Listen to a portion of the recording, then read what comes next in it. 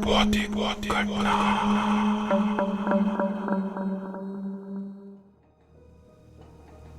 कई रातों में मैंने अकेले ट्रक चलाया है। अनगिनत सुनसान रास्तों से मैं अकेला गुजरा हूँ, लेकिन वो रात वो कुछ अलग थी। मुझे नहीं पता था कि मैं किस भयानक चीज़ का सामना करने वाला हूँ।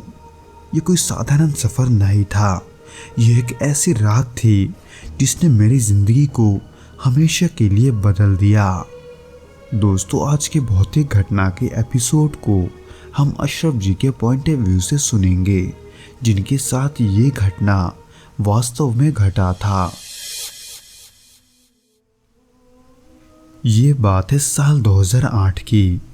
दिसंबर का महीना था और ठंड अपने चरम पर थी। उस दौरान मैं ट्रक ड्राइवर के रूप में काम किया करता था और मेरी ड्यूटी थी सामान को झारखंड के जमशेदपुर से बिहार के भागलपुर पहुंचाने की।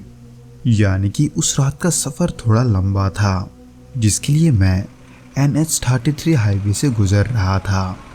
हालांकि ये सफ़र मेरे लिए बस एक आम रात की तरह थी, पर मैं ये नहीं जानता था कि मेरे साथ इस सफ़र में क्या होने वाला है।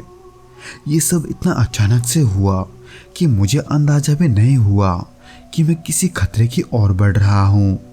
मेरे लिए ये सब एक रहस्य था, क्योंकि इससे पहले मेरी ज़िंदगी में मेरे साथ ऐसा कभी नहीं हुआ था। तब रात के करीब 11 बज रहे थे जब मैं जमशेदपुर से निकल रहा था। हाईवे सुनसान था, शायद ही कोई दूसरी गाड़ी दिखाई दे रही थी। आसमान में हल्का कोहरा था और ठंडी हवा खिड़की के छोटे खुले हिस्से से बहती हुई अंदर आ रही थी। सफ़र के शुरुआत में तो सब कुछ ठीक लग रहा था, लेकिन करीब 1 घंटे के बाद अचानक सब कुछ बदल गया। खास करके जैसे ही मैं दलमा हिल्स के पास पहुंचा, माहौल अचानक से बदल गया। सड़क पर धुंध कुछ ज़्यादा ही गहरी हो गई थी और ठंड भी अचानक तेज़ हो गया था। इतना कि मैं ठंड के मारे अपने कंधों को सिकोड़कर चुपचाप ड्राइव कर रहा था। पर थोड़ी दूर आगे बढ़ते ही अचानक मेरी नज़र ट्रक के साइड मिरर पर गई। मुझे ऐसे लगा जैसे वहाँ कोई परछाई थी, जबकि सड़क के किनारे कोई नहीं था। इसलिए उसे अपना वहम समझकर मैं चुपचाप आगे बढ़ रहा था। लेकिन उसके कुछ ही मिनटों बाद कुछ ऐसा हुआ जिसने मेरी सांसें लगभग रोक दी थी, क्योंकि मेरे सामने वाले सड़क पर एक औरत अचानक से मेरे ट्रक के बीच में आ गई। उस औरत ने काले लेकिन मैले कपड़े पहने हुए थे और उसके सारे बाल बिखरे हुए थे। दिखने में तो ऐसा लग रहा था कि वो कोई बीमारी हो, पर वो आखिर इतने रात गए वहाँ क्या कर रही थी, ये देखकर मुझे बड़ा ही अजीब लगा।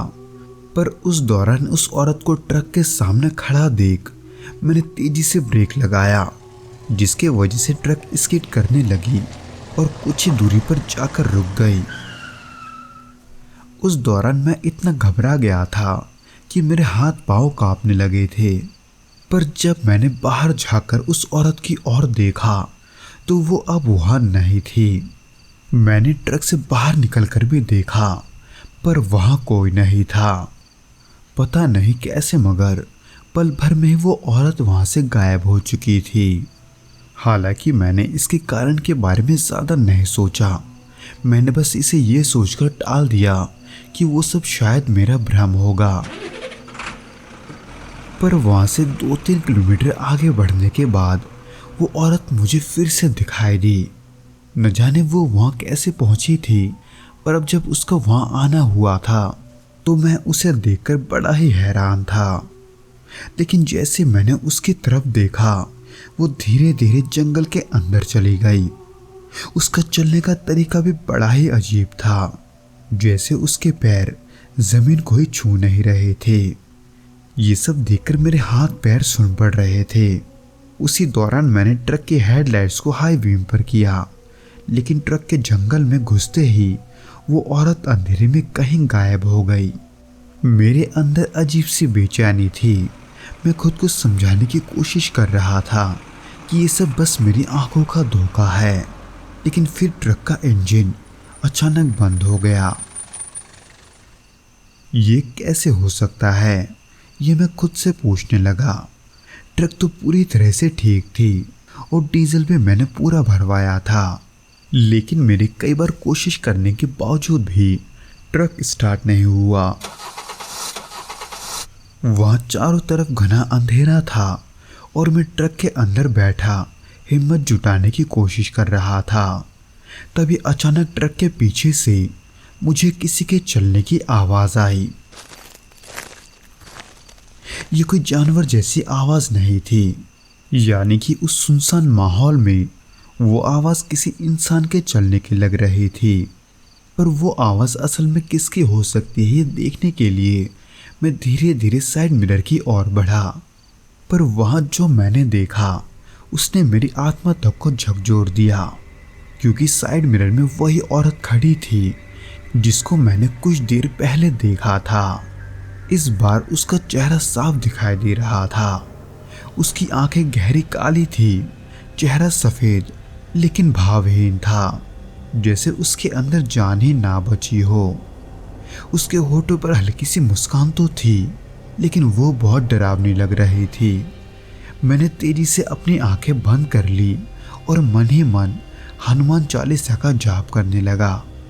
कुछ सेकंड वैसे बिताने के बाद और जब मैंने दोबारा देखा तो साइड मिरर में कुछ भी नहीं था।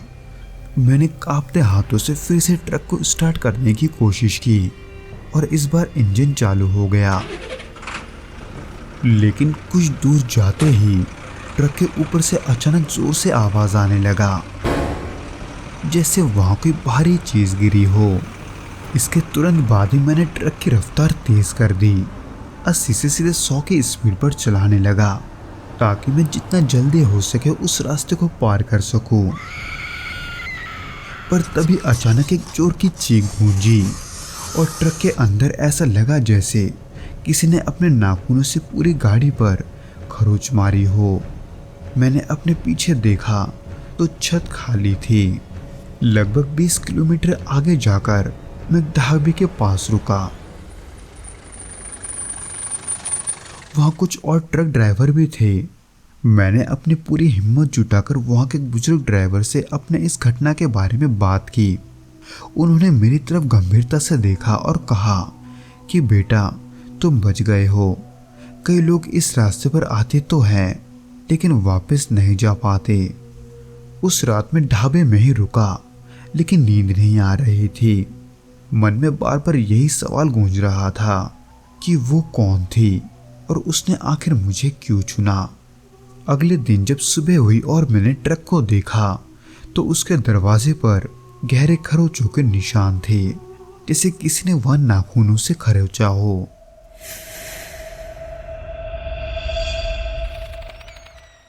तो दोस्तों, ये तो था वो घटना जो कि अशरफ जी के साथ घटा था।